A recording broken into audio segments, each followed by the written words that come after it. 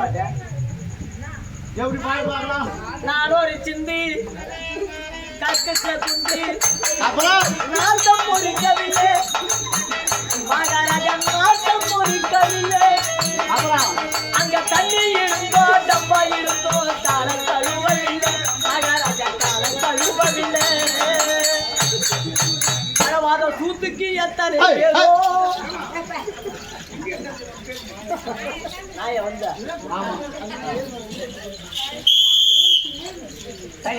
மா ஊத்து முடிவு வரையும் நீங்க பேசுறீங்களா? உங்களுக்கு எதனா ஒன்று ஆச்சுன்னா நாங்கள் பொறுப்பிடுறோம்.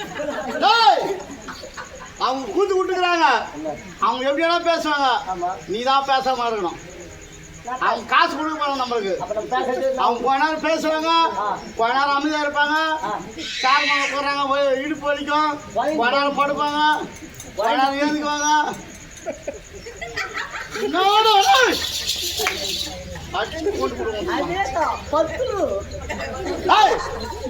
குழந்தைக்கு அது பார்த்து சின்ன குழந்தை அப்படி இந்த அறிவை அபித்தாடக்கூடிய என்னுடைய பேரு தர்மபுத்திர மகாராஜன்.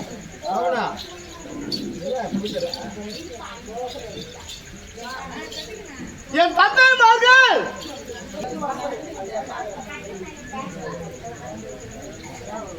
என் பெரிய தந்தை திருநாட்டி மகாராஜன், என் பெரியப்பா திருநாட்டி மகாராஜன், இரண்டாவது பாண்டுபுத்திர மகாராஜன், மூன்றாவது விதிர்வாள். இப்படி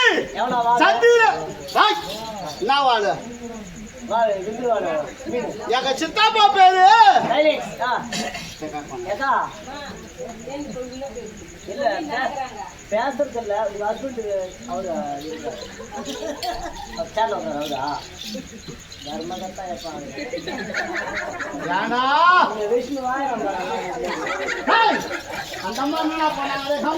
வந்து 10 நிமிஷத்துல எங்களை இவ்வளவு டயர்ட் ஆகிட்டுறான்னா உன்னை இத்தனை வச்சு காலமா உன்னை வச்சு காப்பாத்துறான்னு நல்லது. நீ கோவில் கட்டி நீ கும்பாடி ஏய் அந்த அம்மா ஏதோ ஆட்டிட்டு போன் பேசுறாங்கன்னா இப்போதுங்க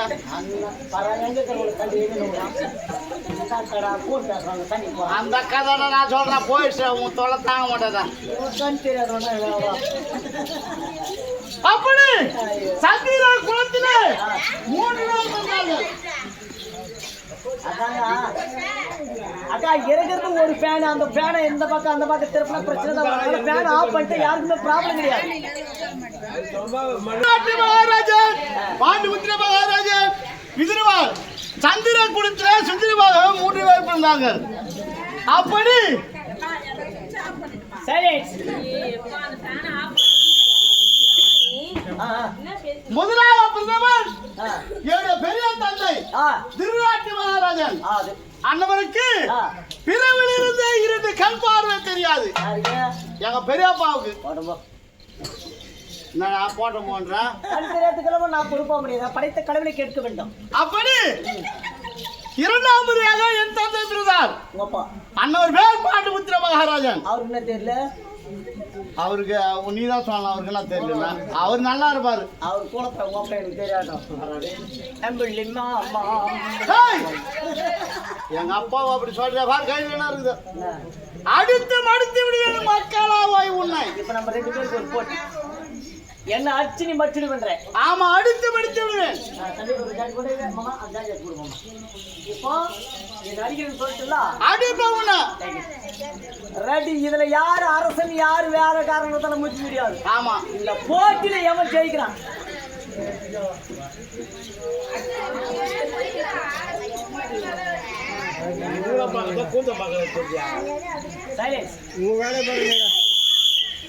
அதாவது இதுல யாரு வெற்றி பெறணும் முக்கியம். சரி ஆட்டம் ரெடி சூட்டுன்னு அடிக்கணும். வேலை என்ன நிப்பாட்டணும்? எனக்கு புரியலையா? ரெடி சூட்டுன்னு அடிக்கணும். வேலை என்ன நிப்பாட்டணும்? சரி நான் சொல்ல கையில இருக்கு. ரெடி சூட்டுன்னு அடிக்கணும். அது வேலைனா நிப்பாட்டணும். நான் அரசர் குலத்திலே பிறந்தவன். என்னை வெற்றி பெற உன்னால் முடியாது.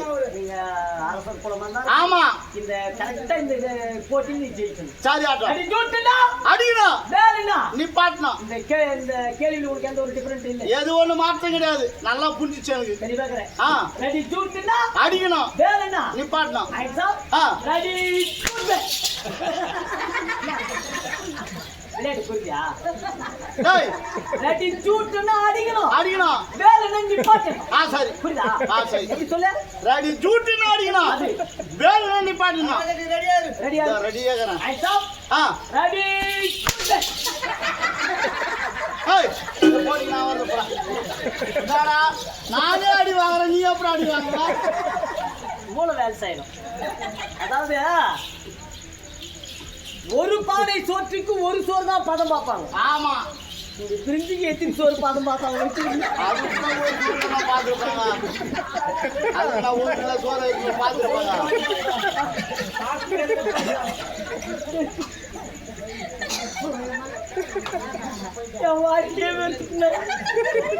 நீ கட்டிடுவ ஐயா.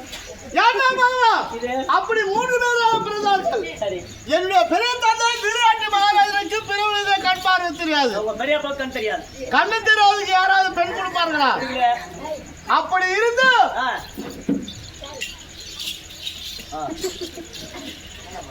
ஜெகனுடைய தண்ணியாக விடக்கூடிய காந்தாரியை கொண்டு வந்து எங்க பெரியப்பாக்கு திருமணம் செய்து வைத்தாங்க. சரிங்க. அந்த அம்மாவுக்கு திருமணமாகி பல வருட காலங்களாகி விட்டது. குழந்தைய பிறக்கவில்லை. 2வது முறையாக பாய்ந்து போறீங்க. நம்மளால கூட்டு வருதா? எதுக்குடா? நீ சொல்றது எனக்கு ஒண்ணுமே புரியல. நான் கண்டுபிடிச்சு எங்க பெரியம்மாவுக்கு குழந்தை இல்ல. அப்படி அதான்பா நம்மளால கூட்டு வரதா? நான் சொல்றேன், டாக்டர் நமக்கு குத்த வச்சிருக்க மாட்டா. உன்னுடைய பேச்சே மாற்றமா இருக்குது. நீ தப்பா புரிஞ்ச நான் பொறுப்பு கிடையாது. அப்படி 2வது முறையாக என்னுடைய தந்தை திருமணம் செய்து வைத்தார். என் தந்தை திருமணம் செய்து உடனே என் தந்தைக்கு என் தாய்க்கும் 5 பிள்ளைகளாக நாங்கள் பிறந்து விட்டோம். 5 குழந்தைங்க நீங்க பாத்தீங்க? ஆமா. சரி. பார்த்தா என்னுடைய பெரிய தாயார் இருவரும் ஒரே குடும்பத்துல வாசம் போட்டாங்க. சரி.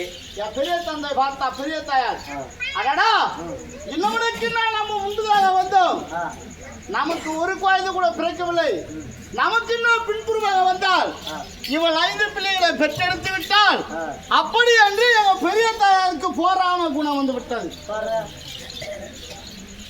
அப்படி போராம குணம் வந்த உடனே இறுக்கி பிடித்த அடித்தை வாங்கி அடித்தால் அடி வைத்தை. எப்போது என் பெரிய தாய் இப்பேற்பட்ட செயலை செய்து விட்டானோ ஓங்கி அடிக்கதும் உதிரமாகப்பட்டது ஆறாக போனது. பார்த்தார் என்னுடைய பாட்டன் வேதவாச முனிவர், அடடா காந்தாரியானவள் பிள்ளை இல்லாத கோபத்திலே அடி வைத்து இடித்துக் கொண்டால் உதிரமாகப்பட்டது ஆறாக போய் கொண்டிருக்கிறது. இந்த உதிரம் ஆறாக போய் வீடாக போய்விட்டால் ஒரு அம்மாவுக்கு குழந்தை பிறகு கையை பிடிச்சி அடி வைத்து ஆச்சுன்னா அந்த உயிர் வேற ஆறா பாய்ச்சு ஹாஸ்பிட்டல் கூட்டு ஒரு எண்ணமே கிடையாது. ஃபர்ஸ்ட் எய்ட் பண்ணல. ஃபர்ஸ்ட்ல லீக் ஆகிக்குது. இந்த மாதிரி போயின்னு அந்த காலத்திலேயே அதெல்லாம் மருத்துவமானா அதெல்லாம் கிடையாது அந்த காலத்துல. அப்போ அந்த பிளட் லீக் ஆகுதுன்னா பைப்பு வீப்பு அடைக்கணும். இன்னும் பல கம்மியர் தான் அப்படியே பட்டு வேலை செய்வா. என் பாட்டன் வேதவாச முனிவர் பார்த்தா, அடடா இந்த உதிரமாகப்பட்டது வீணாக போனா மறுபடியும் காந்தாரிக்கு பிள்ளை சந்தானம் கிடையாது என்று அந்த உதிரத்தை 100 திருவோடு கொண்டு வந்தார். அந்த உதிரத்தை நிரப்ப வைத்தார். 400 வண்ணமாக பொழுது ஒரு மேடையாகவே 100 பையனாகவே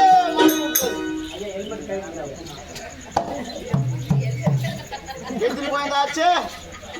என்னோட சொல்லி கண்ணை திறப்புறா அந்த கண்ணா இல்லையா? என்ன போடுறான் ஹெல்மெட். அதாவது இவர் யார் அந்த ஹெல்மெட் போட்டுறோம்னா தலைக்கவசம் மிகவும் முக்கியம்.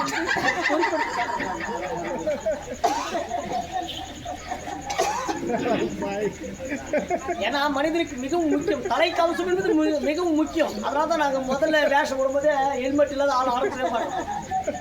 டேய், இது ஹெல்மெட்னா யாரும் நம்புவாங்கடா? யாருடா அது எப்படி இருக்கும் ஹெல்மெட் தான்? ஹெல்மெட் தலையில போடுறதுதான். முகத்துக்கு போடுவாங்கடா, தலையில போட்டு. அப்போ முகத்தை மறைக்காது, தலைக்கு மேல இருக்குதாடா. முகத்தை மறைக்காத ஹெல்மெட் இருக்குது, நீ பாத்துருக்கியா? எங்க இருக்குதா? எப்ப நீ பைக் ஓட்டினா உங்களுக்கு அதோட தெரியும். சாரி, எங்கடா இருக்குதா? அடையிலதாடா. என்னடா இது? நான் இது வரைக்கும் கேள்விப்பட்டதே கிடையாது, நான் பார்த்தது கிடையாது. முகத்தை மறைக்காத ஹெல்மெட்டும் இருக்கிறது. சரி, இருந்தாலும் இருக்கட்டும். அப்படி என் பெரிய தந்தைக்கு 100 பிள்ளைகள் ஆகப்படுறாங்க. யாருடா? எங்க பெரியம்மா பெரியப்பாக்கு 100 குழந்தைகள் பிறந்து விட்டாங்க. உங்க பெரியம்மாவுக்கும் உங்க பெரியப்பாவுக்கும் 100 குழந்தையா? 100 பிள்ளைகள். வேலைக்கே போக மாட்டாங்களா? என்ன சொல்றேன்? கூலி வேலைக்கோ இல்ல ஒரு கம்பெனி வேலைக்கோ இல்ல ஒரு எக்ஸ்போர்ட்டுக்கோ இல்ல மத்த மாதிரி எதனா ஒரு தொழில் அது அந்த எந்த வேலையும் கிடையாது.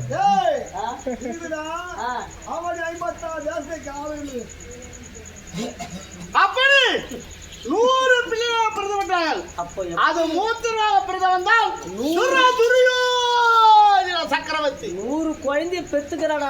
பொம்பளை கிண்ணத்துல வந்துக்கணும் அந்த அம்மா. எப்படியா? அந்த காலத்துல ஏது அதெல்லாம் அப்படியே கட்டுப்பாடு, குடும்ப கட்டுப்பாடே கிடையாது. 100 குழந்தை 100 குழந்தை, 99 ஆண் பிள்ளைகள், ஒரே ஒரு பெண்மணி.